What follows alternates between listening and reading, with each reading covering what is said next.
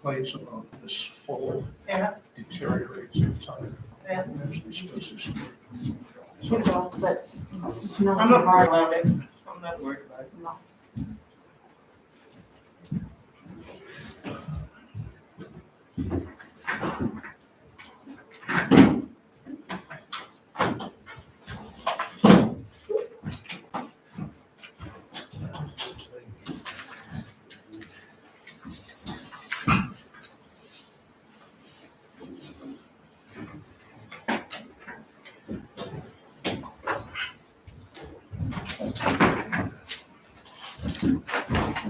No, I'm gonna.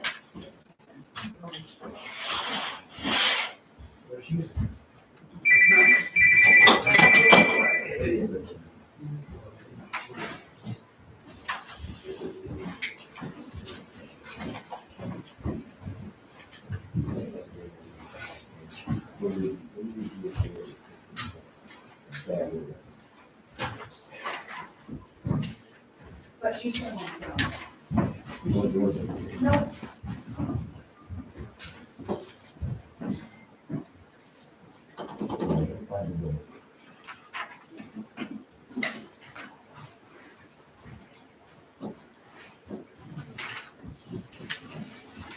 Has everyone signed in so far? Thank you.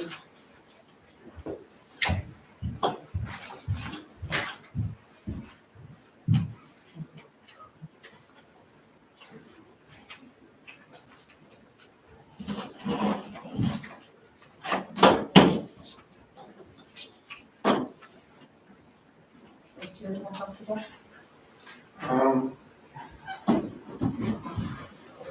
Actually, not really. You want to try this one? Different. Yeah.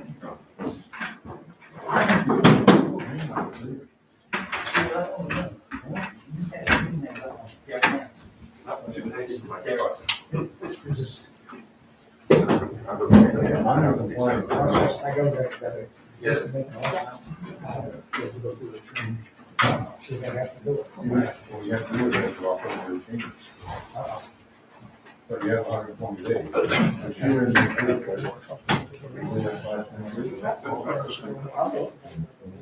Well, you gotta sign on. It's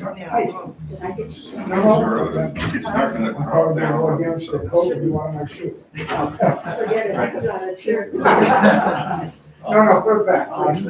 Okay. No, no. Linda, do you want this one? No, I'm fine. I can move it up anyway. I just. No, we don't like that. That's why I had to get rid of it. Like eat it. It's so low. I had to- Yeah, that's better. As the weekend goes on. it's just gonna go. Guaranteed. So I'm not gonna stop. Dale, sign in, please.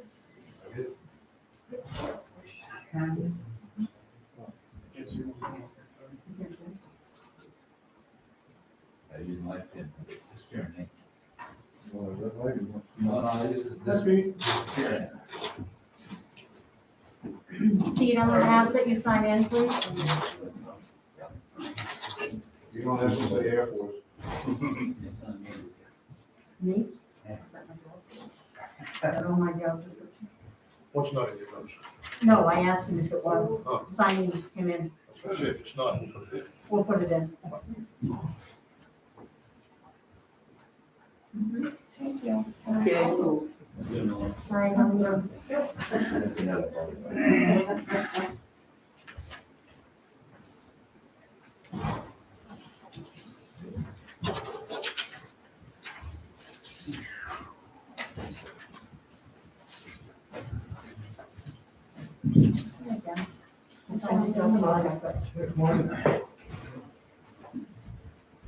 You're not gonna be helpful, are you?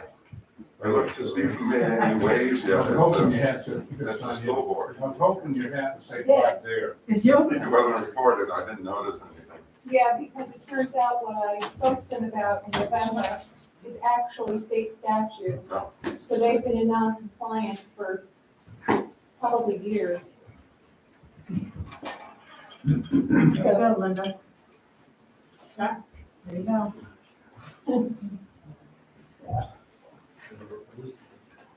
For some reason, sitting in this chair rather than that one, the reflection on the clock is worse.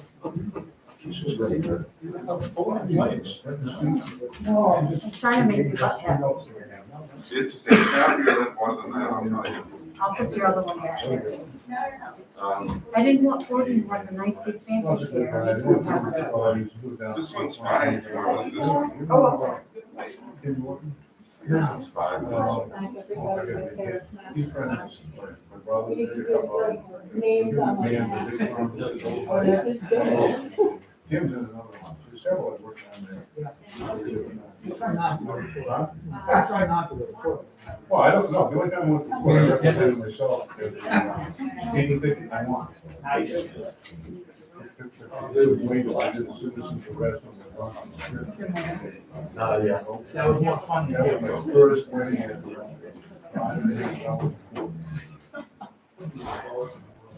Hey, it's in big print just for me. I thought it was last. Don't say that. I might want to know if he's in there. Expected Steve to be here. Oh, I'm sure he's not too far behind. For those of you that are just coming in, if you would please sign in, sign the registry, please.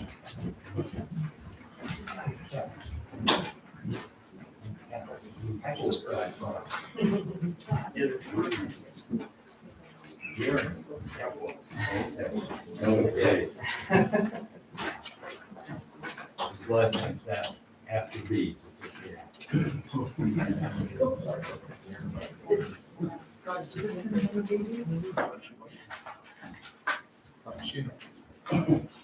Maybe not go forward.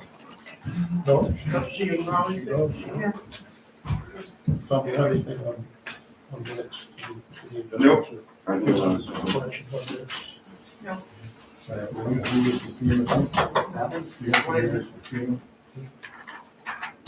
You invite him? Oh, yeah.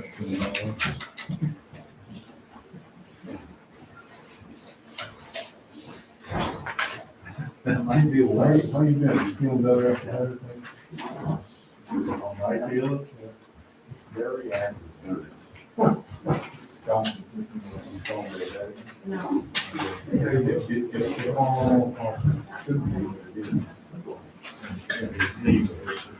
We know that. We know that.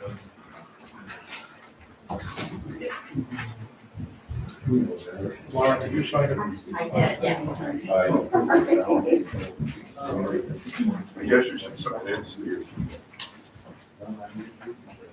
Cronkite now?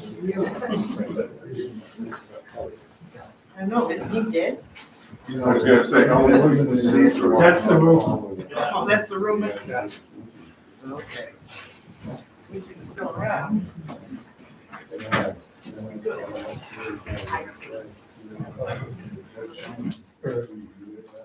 There, I was doing it perfectly. Paul, you sign in, please.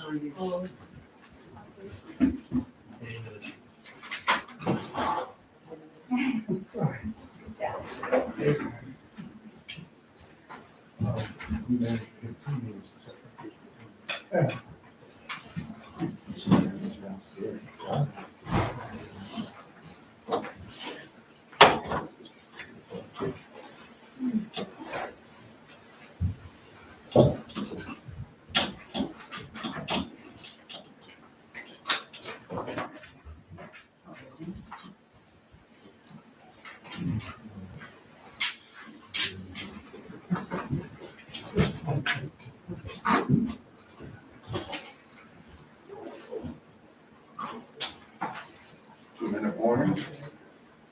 30-second warning. Countdown.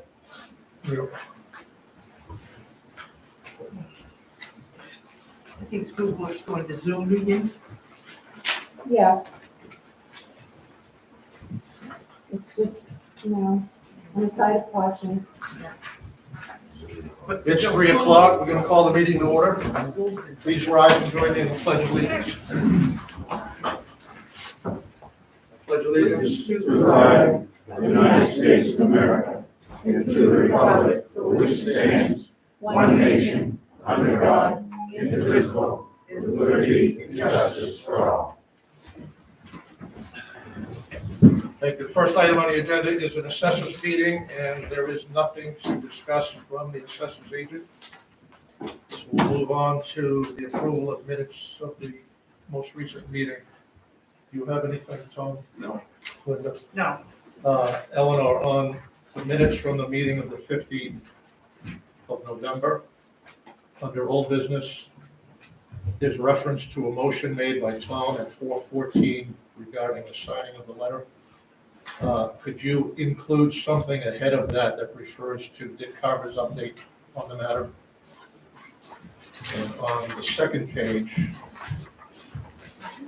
under new business, the motions, the two individual motions that relate to the RSU 13 representative and the transfer station representative, please put something in there that in addition to the individuals that prevailed in that vote, that the other names of those candidates that were interested, Okay. if you have those names. Thank you. With that, I'll entertain a motion for minutes for the 15th. I'll make a motion that the minutes of November 15th, 2021 be approved as amended. Second? Any discussion? Linda, how do you vote? Yes. Tom? Yes. Chair votes yes.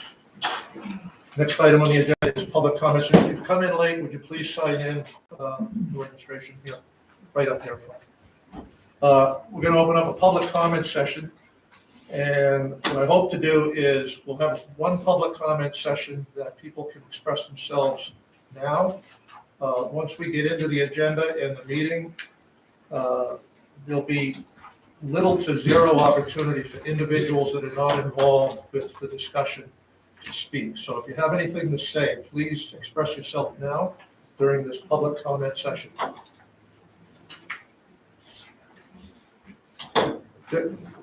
Dick, please come up front, please, and identify yourself.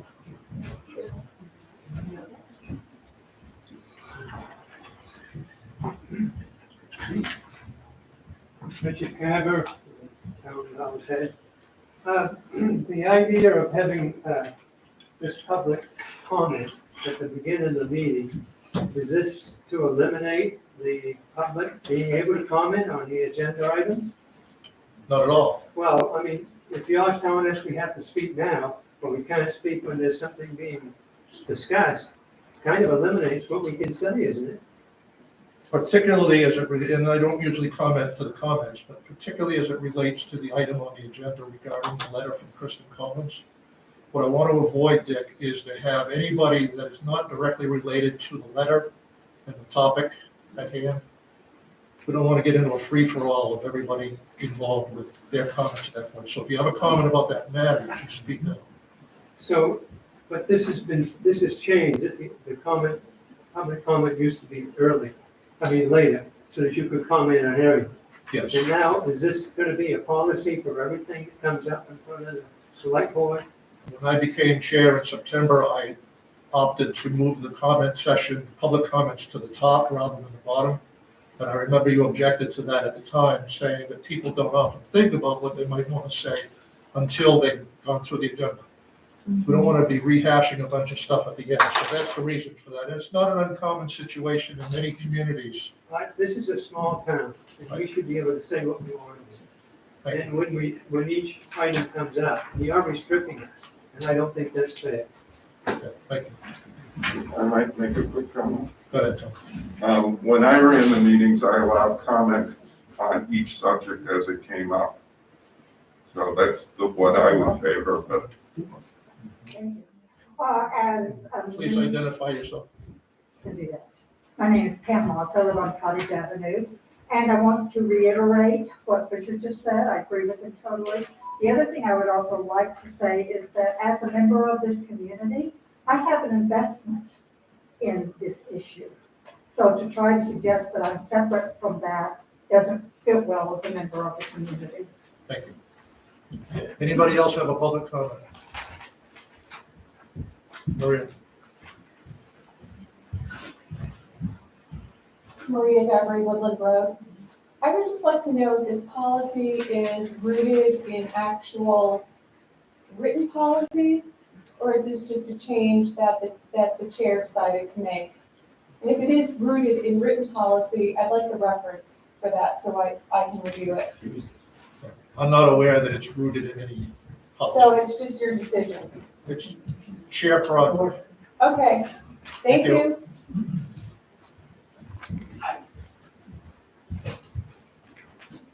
My name is Lee Tierney. My feeling is that a lot of people came here because they felt they had a vested interest in the outcome of this discussion. But you have to have the discussion in order to comment on it. So I'm with the other speakers in saying it seems like a backward situation. And I understand time and everything, but it seems like the substance of the matter.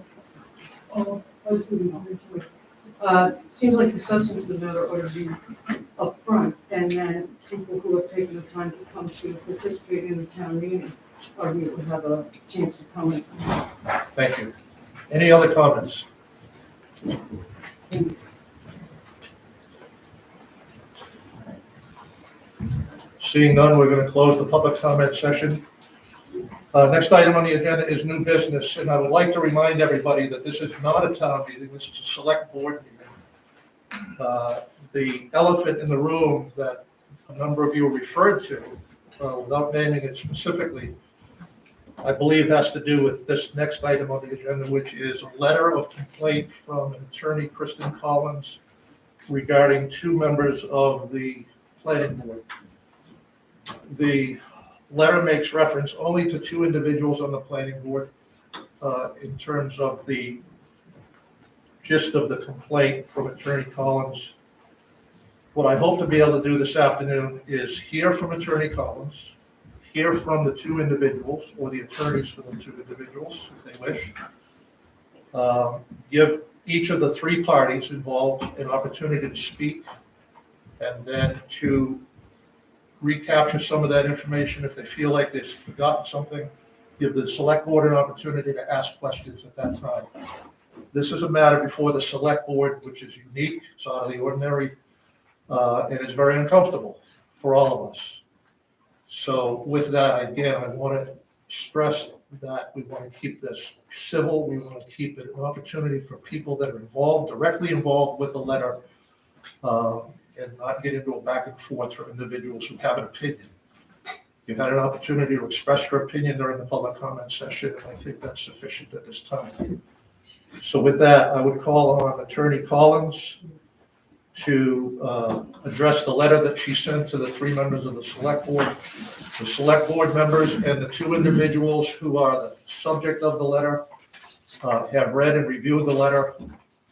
And so with that, I will ask for Attorney Collins to step up and state your side of the issue. Thank you. So no kidding, this is uncomfortable. I didn't intend for this to become a big public spectacle.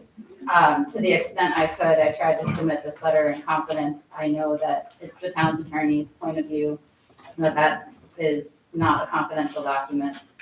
And of course, it's the planning board members' option to have this meeting in public session, which they've opted to do.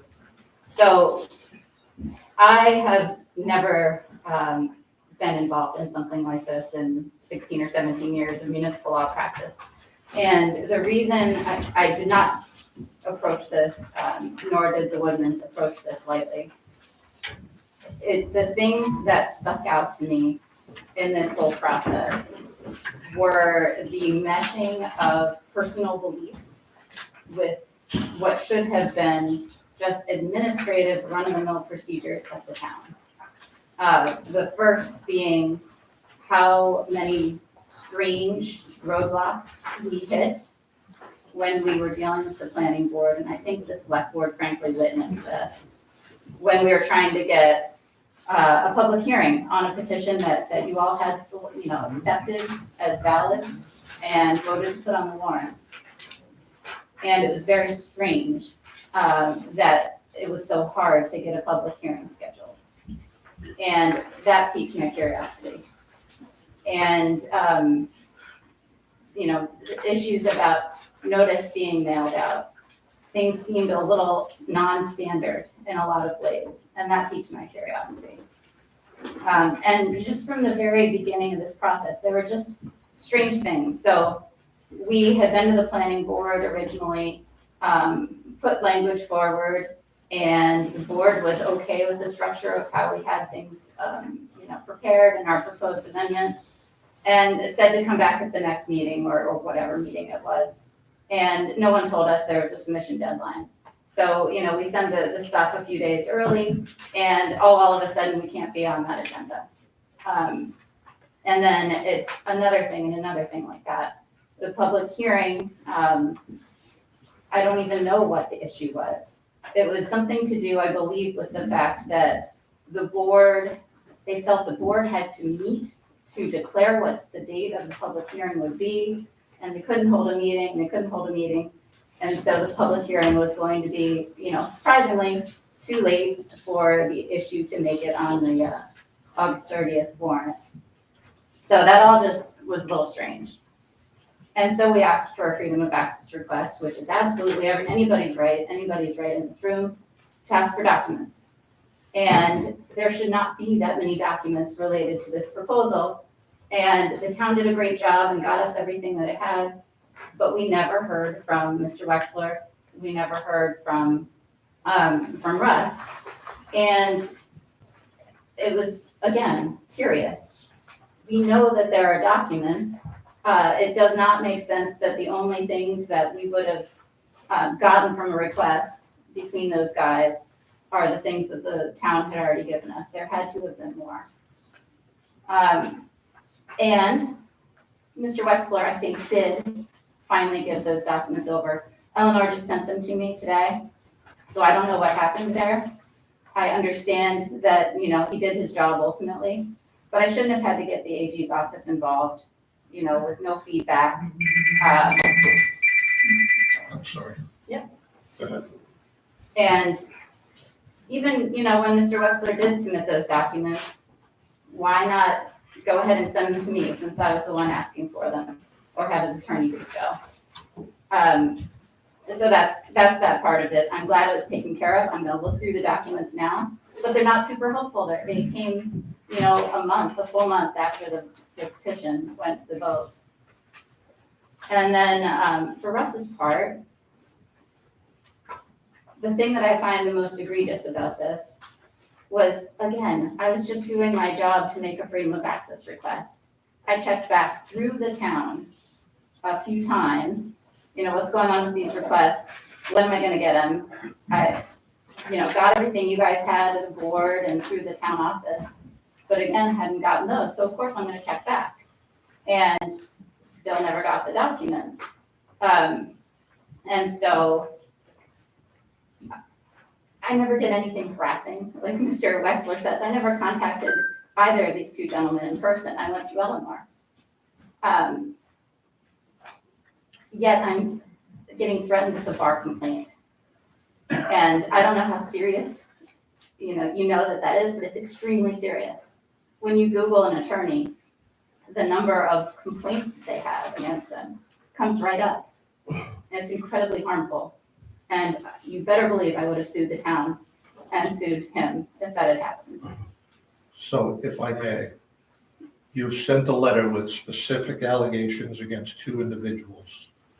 Are you prepared at this time to enumerate what those allegations are, according to your letter? They're in the letter. I think if I were to distill it down, it is that simple attempts to get documents for the freedom of access request, clear obligation of law for them. We were stonewalled, and again, Mr. Wexler finally did provide those documents apparently, but Russ never did. Russ showed me on his phone that he had text messages and never gave those over. He also told me that he deleted something, and I believe his comment was, but you wouldn't want to have seen that anyway, it wasn't very flattering. So you can't delete documents related to town business. And anything you have pursuant to a valid request, you have to give it over. So these gentlemen weren't doing their jobs under the law, number one. Number two, I believe that Russ acted extremely inappropriately and unprofessionally in making that allegation that he was going to go to the bar about me. Number three would be, yes, you have a First Amendment right as a citizen of the town to express your point of view on an issue. Yes, this is a political issue. This one was. This wasn't an application before the board. It will be. And they were able to speak their mind. But there's a professional way to do that and a transparent way to do that. And then there's sort of an insidious activist way to go about that. And I think it was the latter here. So if Mr. Wexler was involved in this mailing that went out through the whole town, first of all, it has to be accurate. Second, at least come out in public and say, yes, I'm on the planning board and this is my belief about it. To go about it the way he did was really problematic. I believe that Russ went door to door to the women's neighbors to, at the very least, talk about, but from what I understand, more accurately to lobby against the vote. So I think that a planning board is an administrative body, right? It should be a boring job of, passing judgment on applications and stating your opinion under the ordinance about proposed amendments. It should not be an opportunity to use your position to be an activist for what you believe in. And to do that, in this case, it now has prevented these two gentlemen, I think, from being able to act on this application. And do you want people on the planning board who are going to blur those lines so much that it prevents them on a given application, or really maybe even a lot of applications, from being fair and objective? So I think that's really what drove me to make the complaint to the board, regrettably. And just to let you know that those issues were there and let you be the judge. Thank you. Thank you. I'm going to call on Russ Wolfritz at this time simply because his name was the first name listed in the letter of complaint.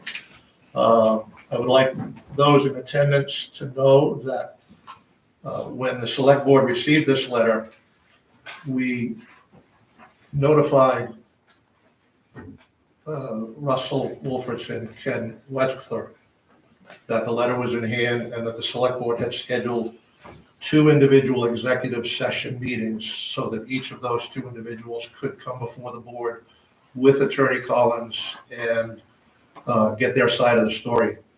When that letter went out, they were given the option to either accept the executive session or to hold this meeting in public. They have both chosen to conduct the meeting in public. And so with that, I'll ask Russ if he would please come Mr. forward. Chairman, if I might, we're represented by an attorney who would like to have a go for us. Outside, just so you know, Mr. Chairman, I guess I'm represented by an attorney. We just met the other day, but if Mr. Wexler would like to go first, I'm perfectly satisfied with that. Well, could you clarify who is and who is not represented by an attorney?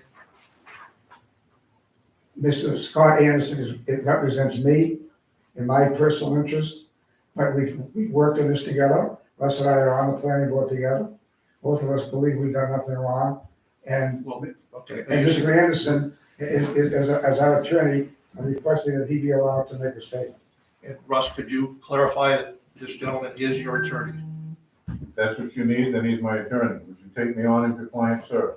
Sure. All I right, guess we have a client relationship here. okay, thank you. I just want to make sure that we're all on the same page. I I didn't know this until just now.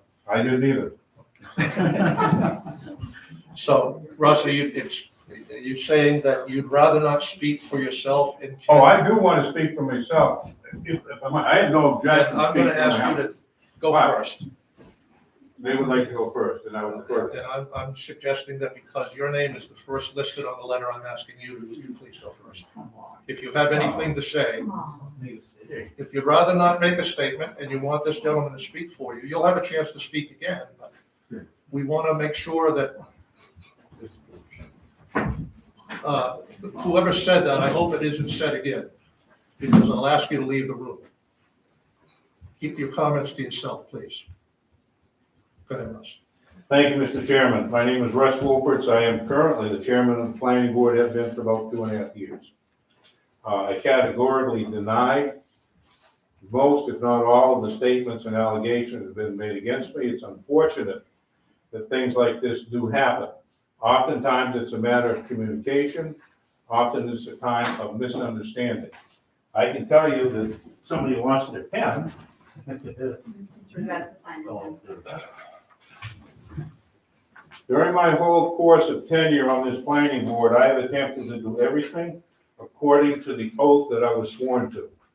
My oath started with, I was a Boy Scout, continued to the United States military, and I believe it was Susan Wilson that swore me in twice. And that was to uphold the laws, the policies, and the procedures of this town. I have done that to the utmost of my ability. At times, I have been thwarted by the processes. However, I believe I have stayed true to the advice of attorneys, the policies as read, the people that I've worked with, and all of the applications that have come before us. I have never had a personal interest in any decision that I have ever made on this board. Have I made statements that are wildly Russ Wolferts? Absolutely. And I think Tom received one of those. We sparred back and forth on military terms. None of it is meant to be derogatory. None of it is meant to be anything other than let's deal with the facts. And the facts really are, the one that upsets me the most is that I didn't comply with the state law. I am sworn by all of my different oaths to follow those. And Eleanor, I think, will testify that I did, in fact, turn over all of my electronic documents. I offered to give her my phone. I can tell you that I have not deleted any messages. I do have a message on here that no one has seen that I think is derogatory to the comment and doesn't fall under the Freedom of Access Information Law. He's trying to listen to this program right now, but apparently we're not live streaming today. We're on YouTube. Okay, I've got people around the country really trying to weigh in on this. So anyway, there's nothing that has been hidden from any.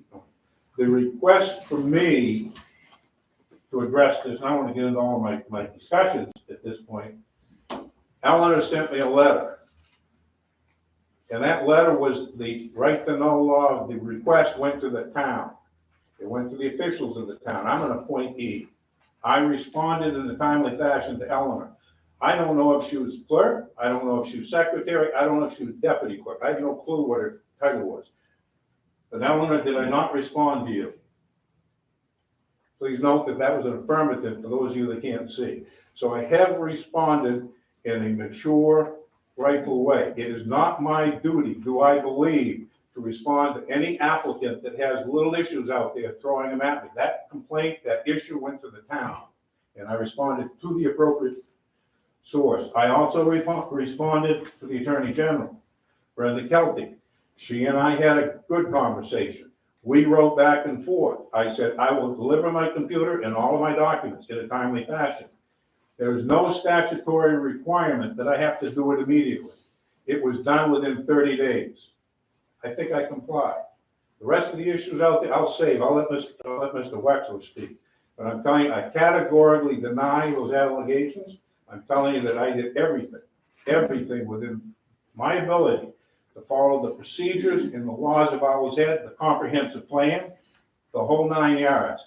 And I will stand by that decision. So I thank you very much for this. My voice is a little elevated because I am passionate about it. I believe that there should be a fair hearing. And I welcome this opportunity.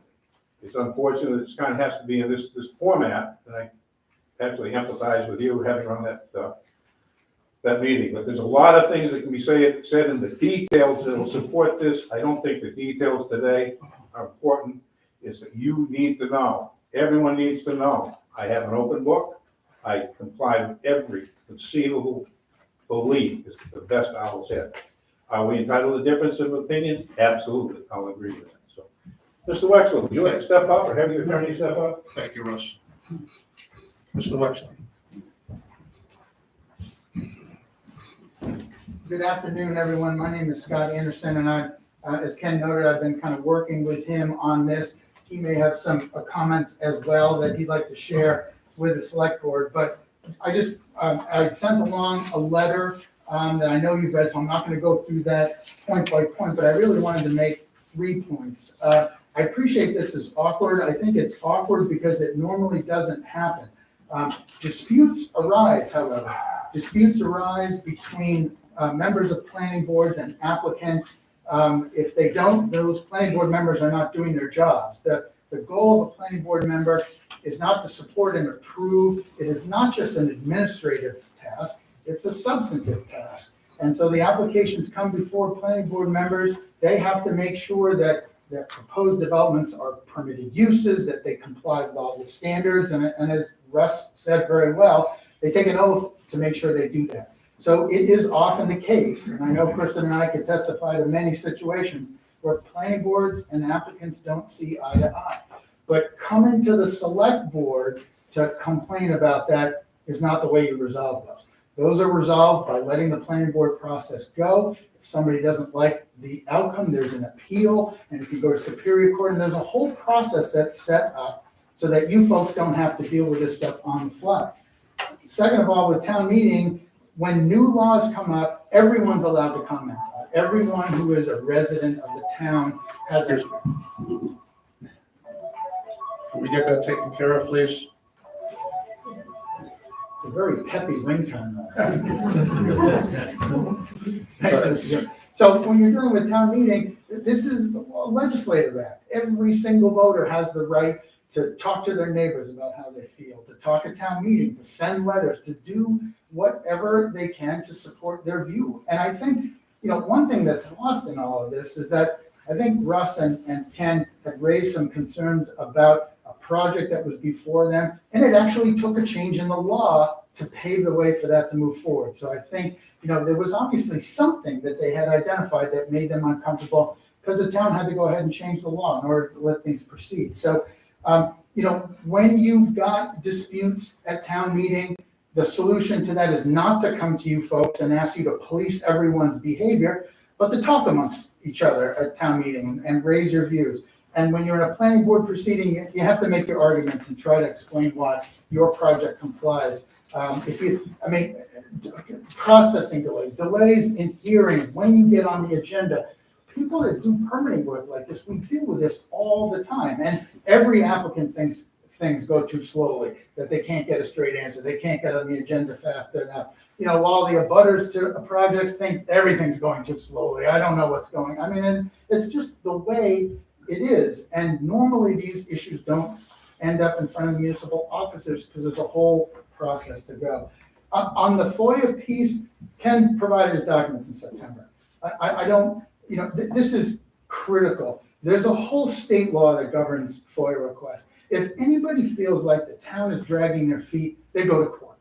That's what you do. You don't reach out, you don't keep trying, you don't complain that planning board members are not going fast enough. You go to court. It's what I've done, it's what other people have done. There's a whole process. It's like an expedited proceeding so that you can get to the bottom of issues before. Right now, you are being asked to be a judge, to decide whether or not somebody responded quickly enough or did they do what they were supposed to do? And it puts you in a very awkward position. It puts you in a position that you really shouldn't be in because there are avenues for the Woodmans or for Attorney Collins to resolve these issues, but they don't involve coming here. I think that the primary problem with this is if you take action against Russ and Ken because they raised good faith objections to an application before them, then when you're telling anybody that volunteers to do anything in the town that if you don't go along with the right decision, we're going to take an action against you. If you speak up in a town meeting because you don't agree with what's on the ballot, there will be consequences later on. And, these are volunteers and you're all trying to get through this all together. So, both, we think the specific allegations are both not true for the reasons I set forth in my letter, but bigger picture, this is not really something that should be here. And if folks file an application with the planning board later on, there's a whole process in the MMA guide about how you deal with planning board members who you think might be biased and should be recused. And so that is the process. That's where this discussion should take place. And to take two people off the planning board because eventually, at some point in time, an application might come before them where the applicant thinks they might be biased, deal with it at the time. There's going to be lots of other things that come in front of the planning board that have nothing to do with this. And so to pull these people off because of the anticipated concerns that might arise later just really seems to us as really misplaced and not a good use of your time and not really something that people should be asking you to do. Russ made a lot of good points, so I'm not going to go over all of his stuff again, but unless Ken has some additional comments, or if you have any questions for me, please feel free, but that's kind of the highlights. Thank you. I think we'll hold questions for a few minutes. Okay. Ken, do you want to add anything? Sure, let's just say a few things. Ken Wexler, 12 Beach Road. I'm very proud of what I've done for the town. I'm proud to be a resident of Owl's Head and proud to work for the town. I always visioned my job and the planning board and everybody else to protect the town, to protect the town's interests. And to what does ordinances say? We are there for the town, not the applicant. Yes, we treat the applicant fairly and we duty bound and we took an oath to do that, but our interest is the town. Everything I did in terms of the Woodlands proposal was the interest of the town and trying to resolve it. I worked with Fred Dukem, I worked with Dick Carver, along with the planning board to try to come up with different solutions. From when Attorney Collins got into the case, we had been well down the road with another attorney, and we worked on a number of different schemes and proposals and ideas, and we were on the right track because, like Attorney Anderson said, it took a vote of the town meeting to change the law. There was something wrong with the law. The zoning board of appeals didn't rule because it wasn't a vote, but they were unanimous, okay, that they would have overturned the planning board's decision originally approving this thing had the planning board not made a fatal mistake and not had the correct findings of fact. So but you all know this, the zoning board of appeal didn't rule, but they did say that had they ruled, they would have rejected it because the ordinance was pretty clear that this was a rural residential zone. I tried to be fair. I worked hard at it. We really, really did not try to stop this from happening, but try to make it work in a manner that was fair to the town and we met our obligations and my oath to uphold the law and do right. So thank you for your attention. Thank you, Ken. Before I call on Attorney Collins to see if she has anything to add, I'll ask the select board if they have any questions at this time. Do you have anything to add, Kristen Collins? So I've just been, since I just got it today, I've just been scrolling through on my phone to read the emails that were forwarded by Mr. Wexler in response back in September. And the only thing I want to add related to that is he and Mr. Wolferts were having back and forth on this just between the two of them and in substance. And that's the kind of thing that should be done in public meetings. And I think that in itself is concerning. The other thing that I've noted is that I've never seen a single email between Mr. Wexler or Mr. Wolferts and anybody else in this town. And I have a very hard time believing that they did not engage in those kind of communications, even one email worth. So I have no proof that anything was withheld, but I also am kind of suspicious that it was. And I guess I have a question to the two of them and any other planning board members that may be here. So the Woodman's engineer tried to submit a pre-application for their use and get it on the December agenda, what was supposed to be the December 13th meeting. And he didn't hear back right away, but then I believe heard that the meeting was not going to be held for lack of quorum. And I'm curious whether each and every member of the planning board, including the alternates, was contacted about that meeting. And it was confirmed that, I think it's a 5-member board, that 3 of them could not be in attendance. Because this is the kind of thing that we've been butting up against. So now the Woodmans have to wait a whole other month, which is a whole series of events that they may not be able to schedule because, they need to get this done. And so that's concerning too. In terms of the Board of Appeals that Mr. Wexler brought up, the only thing I'll say to that is, he was the appellant, which sort of establishes a point of view on this whole thing. But I believe he said during that meeting that it should go to the voters. And I think that's what the Board of Appeals did too. And that's all that the Woodmans were trying to do. And we would not have even had to go to petition if the board had been a little bit easier to work with in the sense of being able to hold a hearing when they needed to.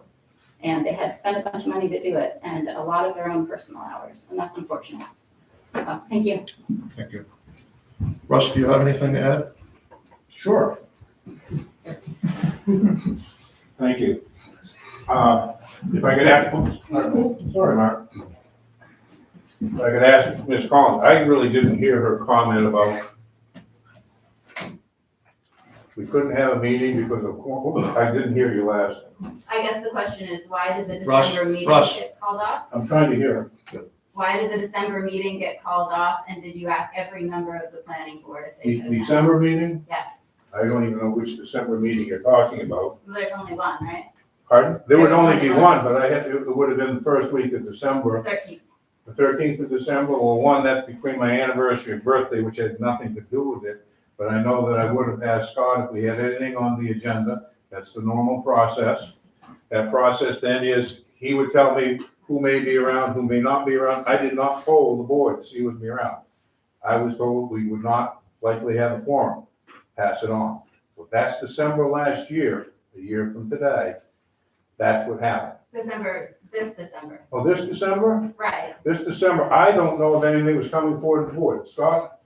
It was being talked about, but I didn't have any application in front of me. Once again, there is the answers. 3 times we tried to have hearings on this. 3 times we did not have a document. If you want me to follow the rules, if you want me to follow the policies, there's a procedure. 15 days in advance? Yes. 15 days in advance.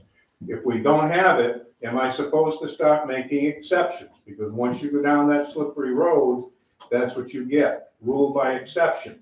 That's exactly how the winery got in place. A little here, a little there. There were rules of exception occurring. So I followed the process of, it's 15 days. That's the same process I went through in South Thomaston. It's the same process I went through professionally in St. George. There's a deadline. There was another meeting, and I think that one would have been sometime in June or something. We were anticipating, if I remember, Ken, we were anticipating documents coming back. We specifically did a recess, not an adjournment, because we don't do special meetings. You'll see that there was a recess that occurred, so the settlement we were talking about could be presented to the board. It was never forthcoming. Therefore, there was no agenda. That's the one that I'm accused of supposedly having a consensus of the board.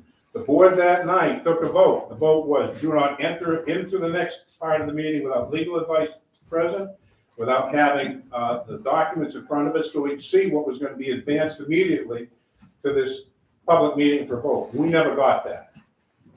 So without that, I don't think I'm right calling a meeting and putting 5, 6, 7 board members under scrutiny when they haven't even looked at the document that they have minutes to accept. So that's that part of it. I can tell you that I took none of this lightly. I have nothing personally vested in it. I quite frankly think something of that type of activity is the best thing for the property, highest and best use. I have said that privately, I've said it publicly, and it's on the record now. Have I not? I've said it to you. That's probably the best use, but the ordinances that we're bound to live by don't allow it. They didn't allow it. And if you go back into the record, thank goodness for the tape recorder here, you will find back in February, a year or so ago, there was discussions then of changing the zone. This really should be a commercial zone the way it's going. Because there are other properties being compiled together to make this bigger than what we're looking at today.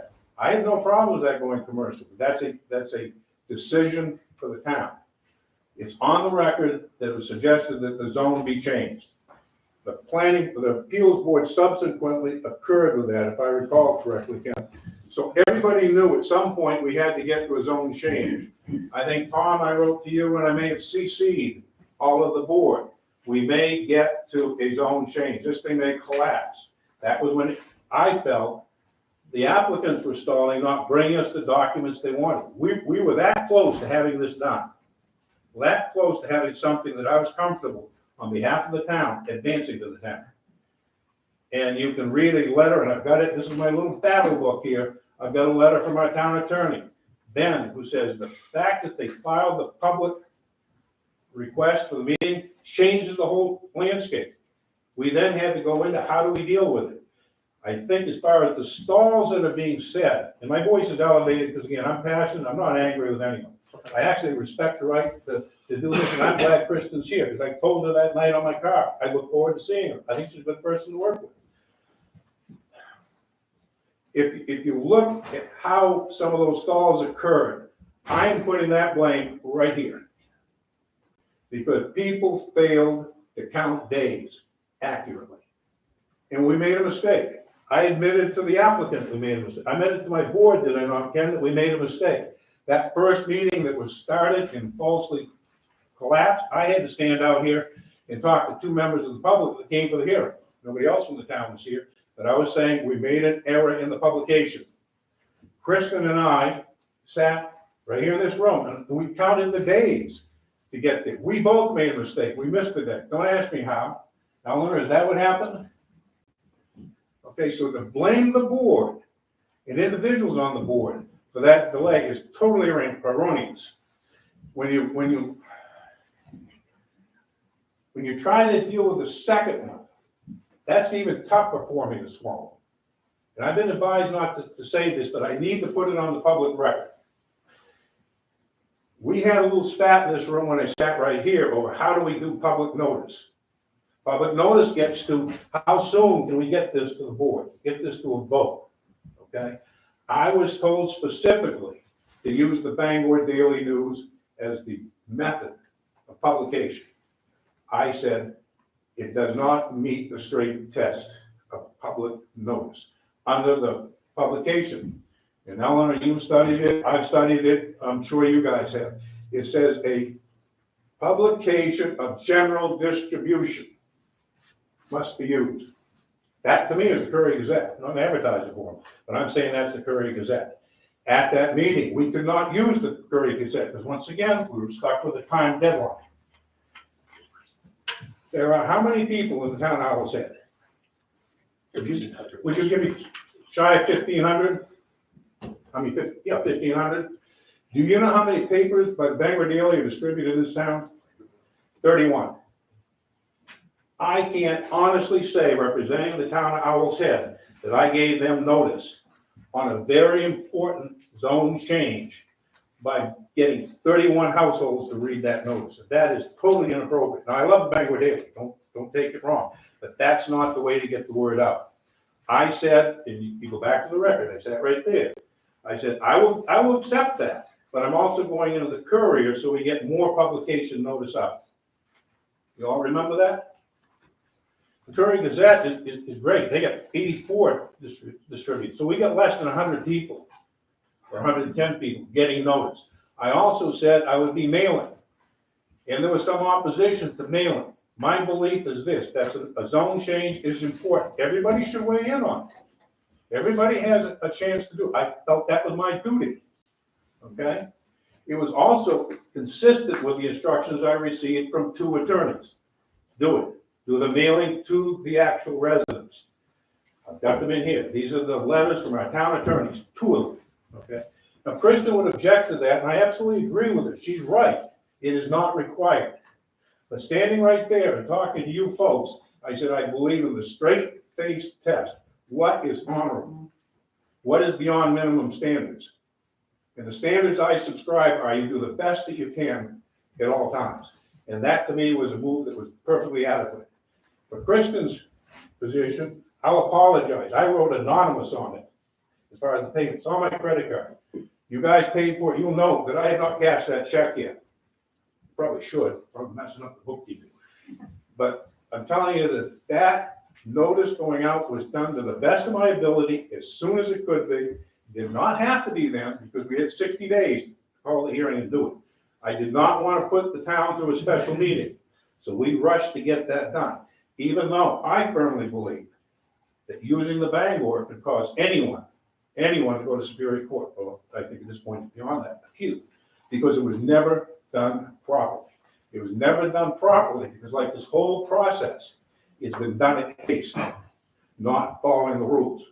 I can go on for about an hour, but I'm telling you, everything in here is documented, follow the rules, including your rules, my rules, and the state. Thank you. Thank you, Russ. Ken or his attorney, do you have anything to add? I think we're good. I think we've covered our thoughts and comments. Thanks. Okay, thank you.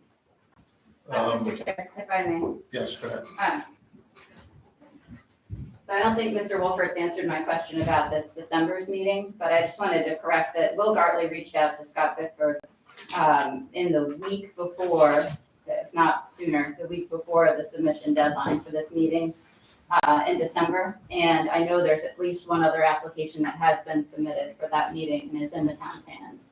So the question stands, was the full board, including the alternates, polled to see if they would be available for this meeting? Or did Mr. Wolferts make a decision on his own? All right, Are you asking for Russ to answer that himself? through the chair, if possible. Thank you. Go ahead, Russ. Are we talking last December or this December? Did I get confused? This December? Scott, did you receive any notification from the Woodmans in time for the meeting for the agenda? Not as requested to be before the meeting. We were told I on had- the 30th that it Yeah, wasn't going excuse to be me. happening. One at a time. Okay. I never said anyone there wasn't gonna be a meeting. Now, if Scott says he didn't get it in time, I defer to our code officer. We have all been asking, where is the application in the middle of this? We know it's coming back. So I wouldn't have held that up for the world at this point. I look forward to it. The town has spoken, so in theory, this event center is a legal entity now. Prior to that, it was the elephant in the room. Now we can deal on the specifics. I'm okay with that. I don't think anyone has asked not to see it. We've been wondering about why it hasn't been. All right, so the answer to the question is, I did not defer anything off an agenda. I asked specifically who's around, what's here, et cetera. What do we have for an agenda items? That's how they come together. If Scott felt that he had something in time, he would have picked up the phone and called me. You know me, my cell phone's on even when I'm in a deer stand. So I love you guys. I don't mean to be loud in my voice. I hate microphones. I hate these masks. But did that sufficiently answer your question, Kristen? It's just not accurate is the point, that we, through Mr. Gartley, contacted and let Scott know that we were going to be submitting a pre-application. And it would have been by the deadline had Scott not told us through Will that the meeting was not going to happen. So that application would have been here if there was going to be a meeting. I think There is another application that was submitted. like everything else that I've seen, there's a lot of smoke and a lot of stories going around here. There'll be some facts that'll straighten out stories. I never had knowledge until a few minutes ago that there was an application from the Woodmans. So to accuse me of holding that up is totally erroneous, false, and slanderous. All right, so, thank you, Russ. I'll go to the select board with this. We have a hand in the audience from Mrs. Woodman. My plan was to allow the attorney to speak and the two individuals, but do you have any objection to allowing Mrs. Woodman to address the select board? No, but I'd also like to hear from Scott about the meeting, the Right. proposed Let us- meeting Yeah, and what he it's did still about it. confusing to me, that, what did you get something from Gottlieb? What happened to that notice or whatever you received? I did get something from Garley. If I'm not mistaken, he was on vacation someplace, but I didn't get the paperwork in my hand before. I believe it was the 30th and the meeting was the 15th, is that correct? 15th. But I didn't get the paperwork in time to make that an agenda, and I was very concerned that we wasn't gonna make a quorum. So there was no meeting. Also, the airport came in, last gun fired, for the same reasoning.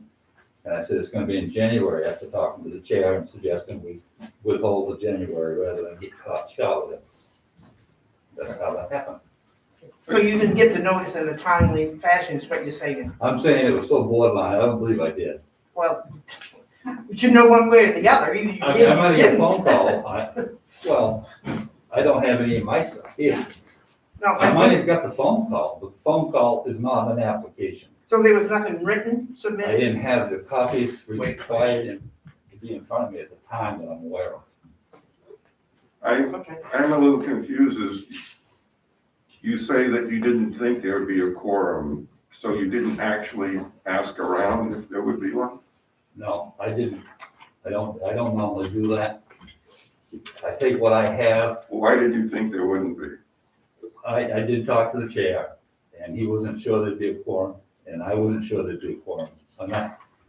I felt that there probably would not be a quorum because of the date. And he agreed with that. I didn't mean to mislead or anything else, but Well, I just think going forward, we should be a little more assured of whether or not, rather than going on assumptions. That's all I would say. I can't set the meeting. That's not my job. It's the chair's job to set it. I tell him what I have to see if we're gonna have a meeting yet, so the date of it. Folks in the audience, please, cross second out, please. Do you have any other questions for Scott? No, thank Thank you. you, Scott. Mrs. Woodman, Yeah, sorry. Christine, please come forward and Oh, identify okay. yourself. Christina Woodman. So we received an email from Mr. Gartley saying that he received a phone call from Scott Bickford that the meeting had been canceled for December because of the quorum, but the deadline was actually due last Friday, which is after the 30th. And which gave us enough time to be on the December meeting. So I actually emailed you for confirmation, and I never received a response. So he actually canceled the meeting before the deadline was due. Thank you. Thank you. Scott, go ahead. Hang on, Russ. The reason probably was because I was here on a Monday, and I don't get the emails anyplace but here. And I'm here on Fridays, and I don't get the emails anyplace but here. Phone calls, if they get forwarded to Donna, she normally lets me know about that, and I respond. So that could be what the gap is. Possible. Thank you. Russ first and then Kevin. Starting to get entertained by this. It's kind of like who's on first and who's on second. I can tell you beyond a shadow of a doubt, I didn't poll anyone. I didn't figure out who's gonna be on holiday and who's not. I know that Scott and I, when we put an agenda together, the important thing is, do you have the information package in hand? Yes or no? There's no ands, ifs, or buts. The answer was no. If there was a conversation about who's gonna be around or not for a meeting, I really can't address that. I'm gonna be around. I didn't ask Ken what he was doing for the holidays. I didn't ask Mark I asked nobody what was going on. So there'd be no reason for me to say anything other than it's the holiday season. We'll see who shows up. That's exactly why I have Maria on the board, to have an alternate. I like to make sure that I have 3, if not 5 people. So for somebody to accuse me of saying that there wasn't an agenda for whatever reason is a bold-faced lie. And I hate to be bold by that, but that's how I take it. Let me ask you a question, Russ. Yeah. On the date that the meeting was intended to be scheduled, was there a gathering of members of the planning board, or did they just not? I have no idea who, what are we talking about? You On the talking date about a that there was meeting? supposed to be a meeting, You talk about a meeting at which you didn't think there would be a quorum, or somebody thought there would be a quorum. Did I'm you, talking with Scott on the telephone. That's the one for next Monday. It's for next It would Monday. have been next Monday. next Monday? Yeah. So a meeting that hasn't yet occurred has been determined that there wouldn't be enough people, so let's not have. the Not by meeting. me, not by you. So is the meeting going to happen on that day? Is there a meeting scheduled? Okay, then there's no meeting. We have no agenda. I wait for the agenda to come out. Do we have an agenda? There is no Who agenda. sets the agenda? I and Scott said it, she prints it. It's a free pack. Okay, so But if there was Eleanor- anything to go before the planning board for a meeting that was appropriate, following the normal procedure, we'd be having a meeting. So what I'm hearing tonight, that never was. But just to be clear, Eleanor's responsibility in this meeting scheduling is simply to take the information provided by the chair and disseminate it. Scott puts the agenda together. He and I discussed which order we may want to put them in, She's only acting in a clerical. and we think so. I'll accept that.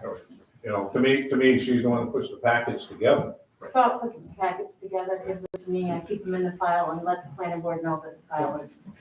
I just want to make sure that Eleanor doesn't get swooped into this. Well, no, but I mean, inadvertently. in this whole thing, I think she's been swooped in too far, and I want to protect her. This woman's a good, hardworking woman, and she's been put through a lot of pressure for the last year, part of it because of this, unfairly so.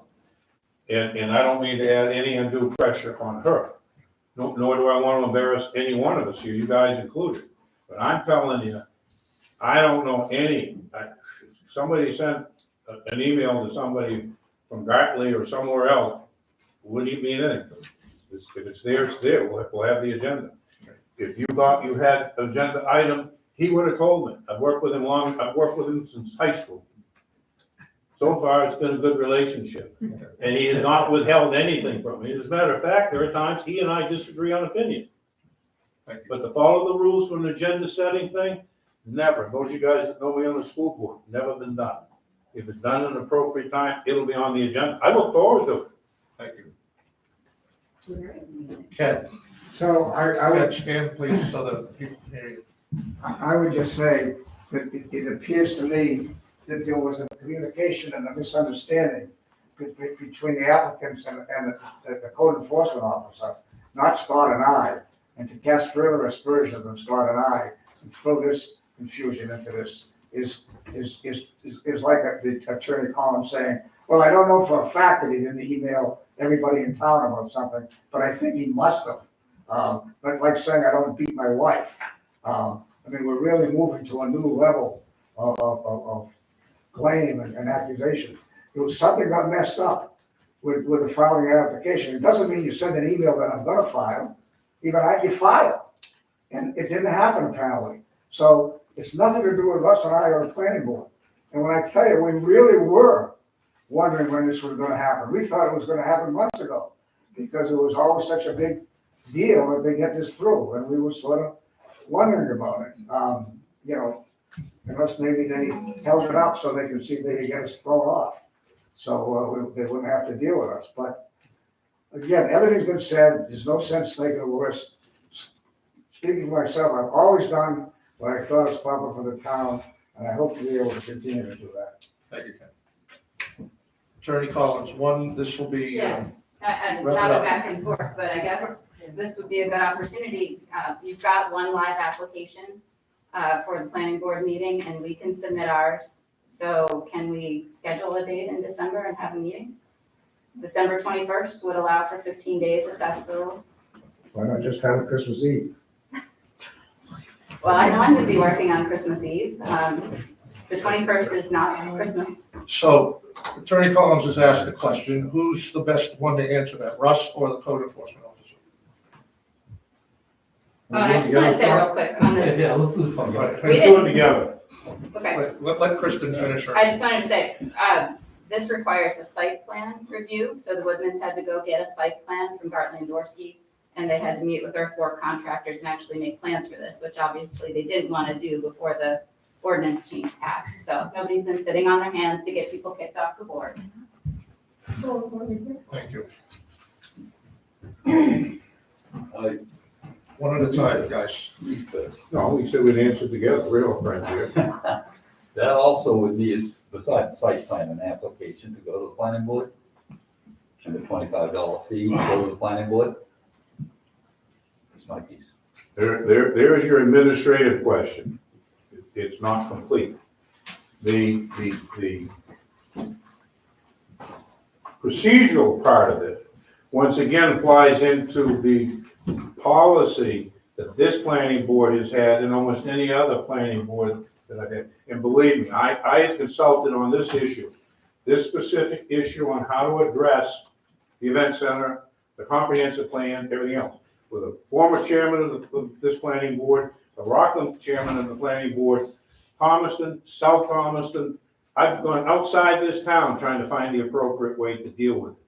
When it comes to having a meeting on the 21st or any other day, I could really care less. But I know that the policy has been, it is throughout, not to do special meetings for exactly this reason. The board, the members of these boards are entitled to see what it is we're gonna talk about. Today is only the 8th or 5th or whatever day it is. To get that published and back in their hands, and Mark doesn't come by every day to pick up his mail, you're not asking them to fairly have a chance to look at the package that Scott hasn't even had an opportunity. If you again insist to control the board and tell me, direct me to have a meeting 21st, we will have it. But I think the board has a right to walk through these things in a logical, adult, informed, procedural basis and follow the rules. So I have a question. Absolutely. In the instance when an applicant files and the application is incomplete in some form or fashion, what is the role and responsibility of the code enforcement officer or the planning board chair to rectify that situation? Go ahead, I couldn't hear it. When it comes into me, which I see it first, maybe Alana does, but it comes to me. I look at the time framing to make sure that it's complete before I put the packages together. There is a 5-day window created from 10 to 15 days. If I see something incomplete, something I know is very important, critical, whatever, I will notify the applicant and ask them to get that to me before the 10-day period hits us. So there's a mechanism that allows you, or? It's our policy to do that. Procedure. Okay, thank you. The continued procedure is Scott calls me and says, what do you want for the agenda for the next meeting? I'm glad you're agreeing, because he and I spat back and forth all the time, Ellen. What do we have? He recites what we have. Which one will take the most time? Which one do you want to bring in first? Which ones have we heard before? We even had one meeting where we wanted to move the Whitman's application to the front over the airport because that was the most critical to be heard in whatever time sequence. So that's the procedure. But I can tell you the policy has never been to have special meetings. If it is not any dissimilar than all of the advice I had, and you guys had too, Linda and Gordon and Tom, it's best not to deal with these situations in special town meetings. We'd rather not. It's the same way in a special meeting of a board. You know, you let them work their way through. It's not my fault that if somebody knew a deadline, they didn't meet it. I'm not responsible for what goes on outside this office. I'm responsible to take care of the rules, the organization, and the people of this town. And so far, this town has probably spent between $6,000 and $7,000 just talking about this. I really don't want to spend any more money. I think we spent enough on this. Thank you both. I'm going to give one more chance to the parties to make, this is not a courtroom, but make closing remarks. Anything else you'd like to add? I have nothing else to say, but on that, just that point, I guess I'd ask Mr. Bickford what the deadline was for this meeting. It would have been 15 days prior to the second Monday of the month. Okay, so that was the 30th, I just calculated. And that was also the same day that Mr. Bickford said the meeting had been canceled. And Will Gartley was there, ready to email the application on that day and would have done so. So that's the issue there. And I did not accuse anyone of canceling the meeting for untoward reasons. I asked the question. Thank you very much. Just a point of order, Go ahead, Tom. it wouldn't be 15 days from the 30th. There's only 30 days in November. You would have been a day short, maybe 2 days short, depending how you calculate it.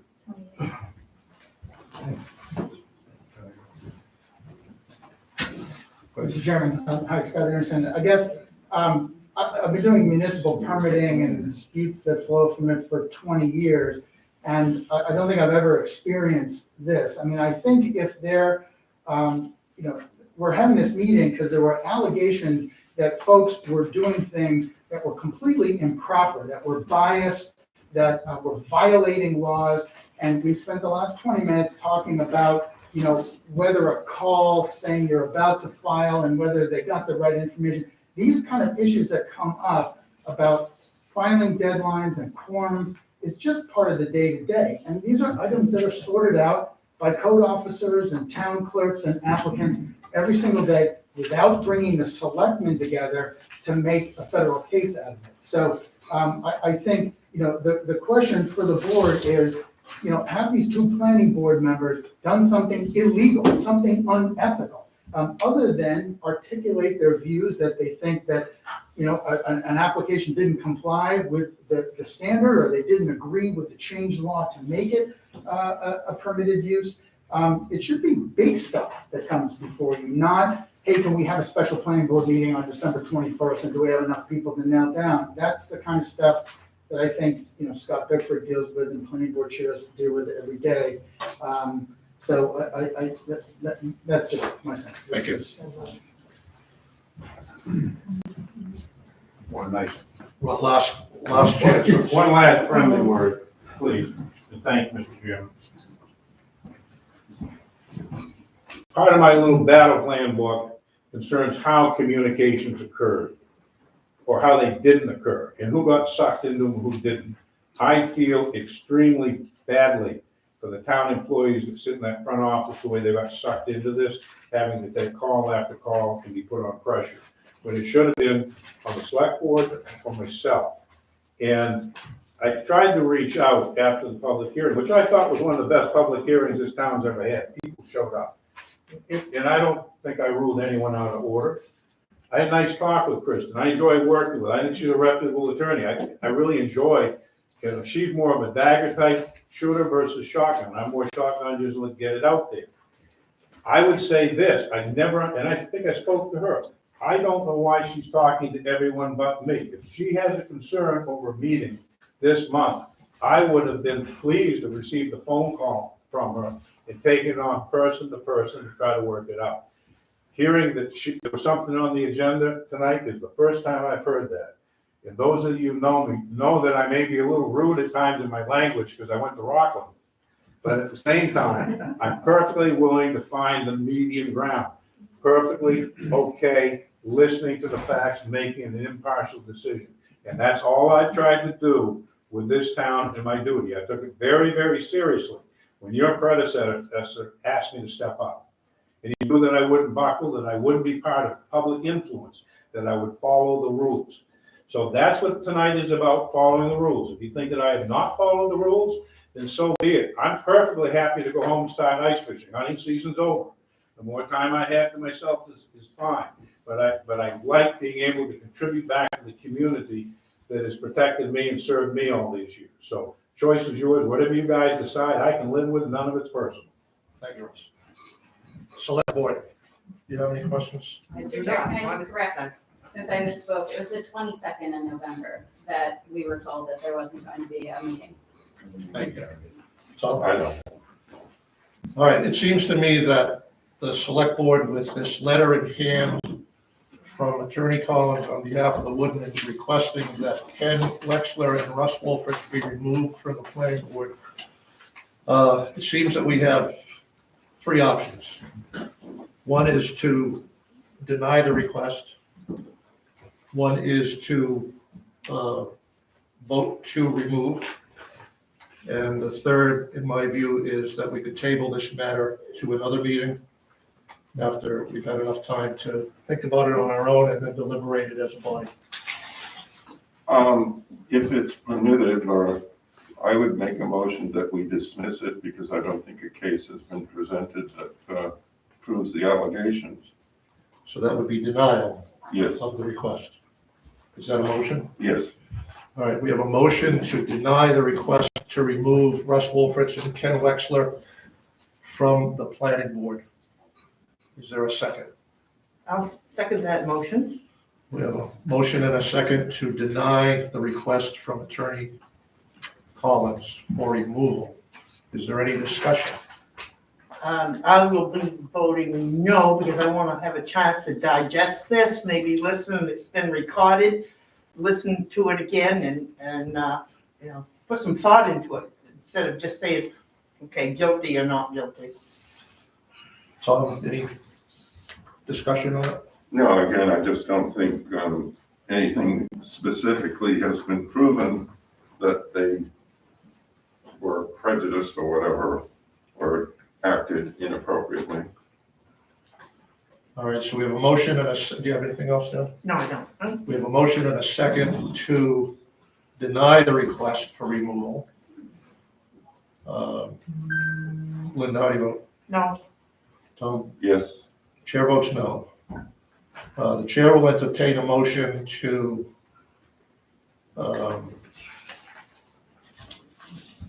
table the matter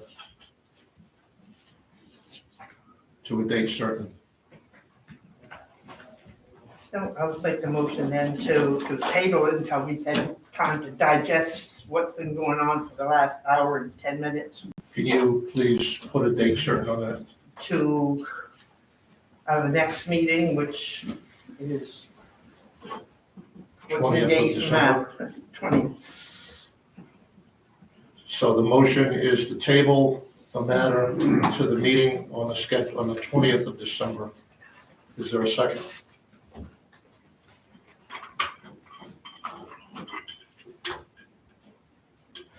I'll second that motion. It is motion and a second to table the matter to the 20th for removal. Tom, how do you vote? no. Linda? Yes. Chair votes yes. The motion to table to the 20th passes 2-1. I'm going to call it a 5-minute recess so we can give people a chance to leave that want to leave because we have other things on the agenda. We'll get together again in 5 minutes at 4:17.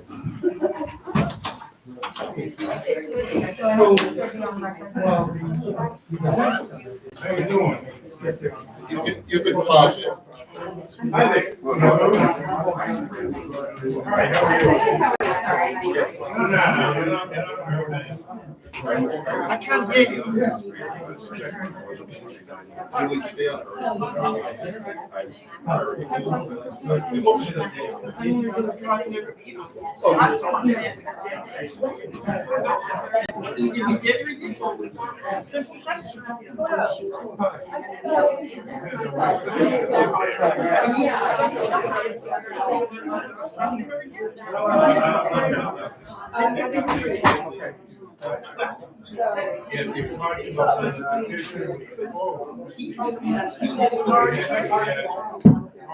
That's why they don't bother.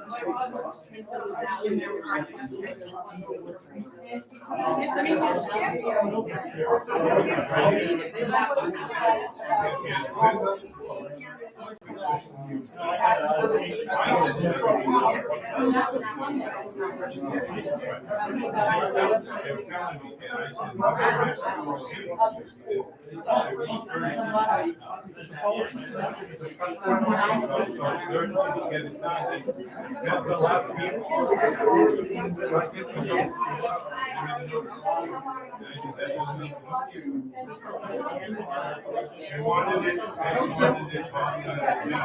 I told you not to get here until after 4.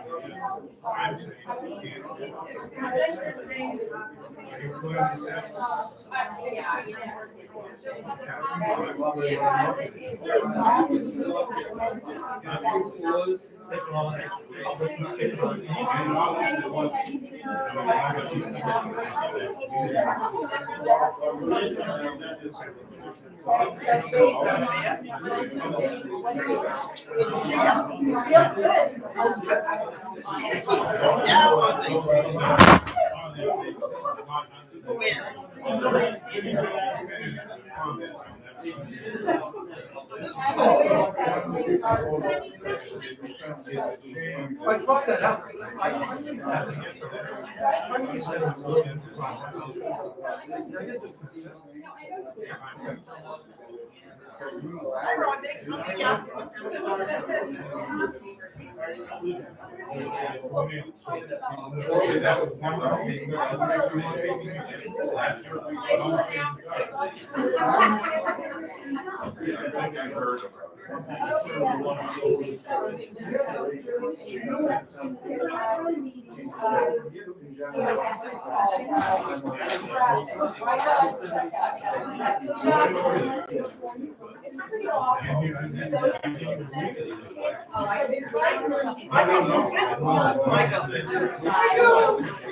Where's Cooper Cemetery?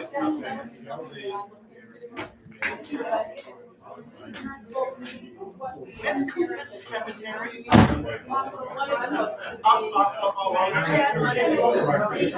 Oh, okay, yeah, I can make the connection to that was all one spot.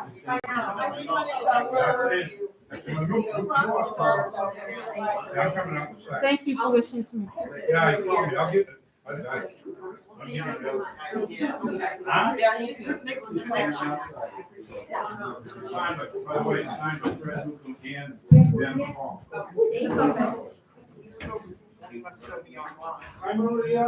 Yes.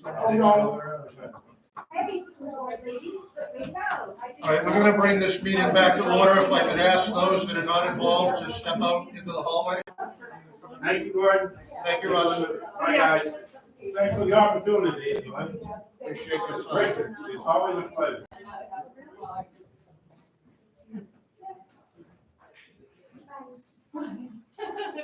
All right, I'll call this meeting back to order. And in the interest of those remaining, we're gonna go a little bit out of order again. I'm gonna call an old business and ask Michael to give us her update from the cemetery. Alrighty. Just a Oh, reminder. excuse me, I'm sorry. I don't know if we're on. She probably didn't turn this off. No, she did when we went to recess. I think, Oh, I she think did? it looks like it might be off. Yeah, let's just give me another minute till she comes back. Hopefully she'll come back soon.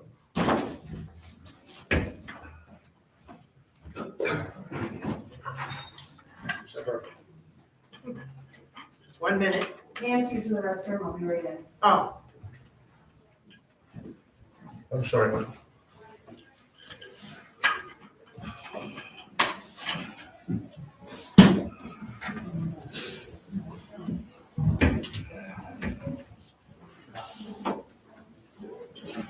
Is everything back on?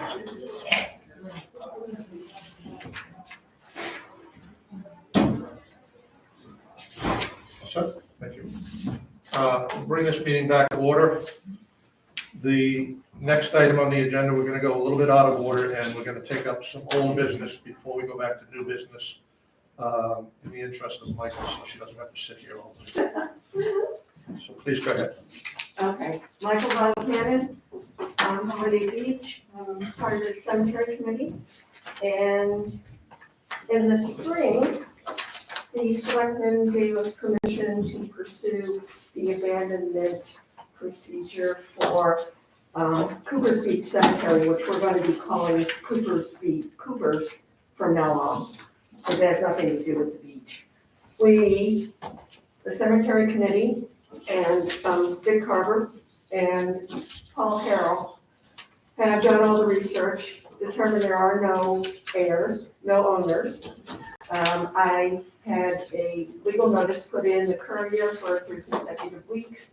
If anybody had any objections or wanted to come forward as an owner to attend this meeting. And I look around and I don't really see anybody I think might step up to own and take over the cemetery. So the next step, if nobody comes forward at this meeting, is that Paul Harrell will write a warrant article for our next town meeting. And he will also there's a certain type of form that has to be filed with the county clerk, and he will do that also if the town approves. So that's where we are now. Nobody's stepping forward, nobody has an objection for the town to assume ownership of Cooper's Beach, AKA Cooper Cemetery on Oak Run. Okay, so that would be the next step. I'll let our cemetery committee know, I'll let Paul Harrell know to write up a warrant article.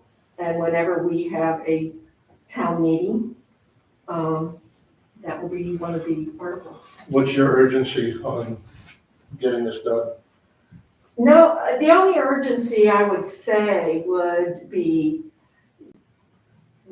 all the stones are down except one in that cemetery. We have a committee member who has a tripod, and we could write those and repair them. We have enough skill on our committee now to do that type of thing. We could do it in the summer.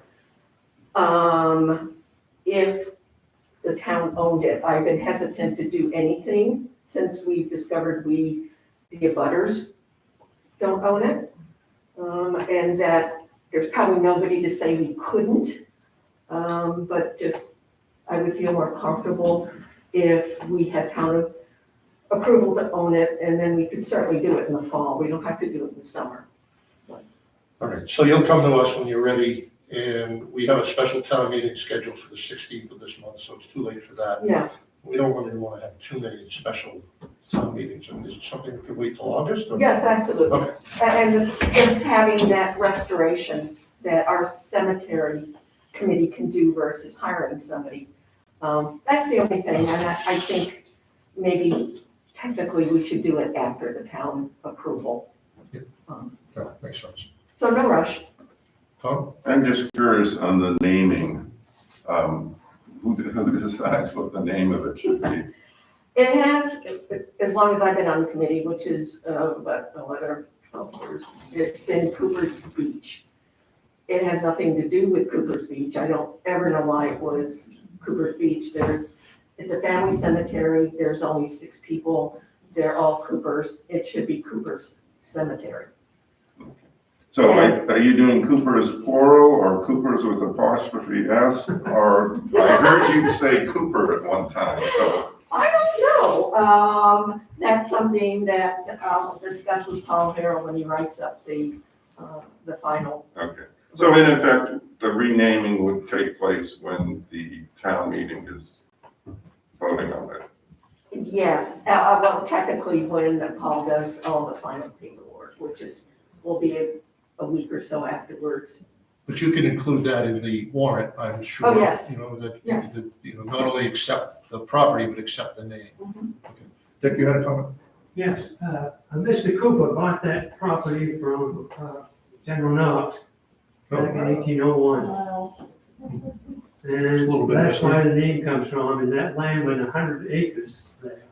So it took in Oak Run and all the way to the shore. So it did include the beach at some point? Yes, yes, and then of course, I know a little bit about this from a big law case with the beach.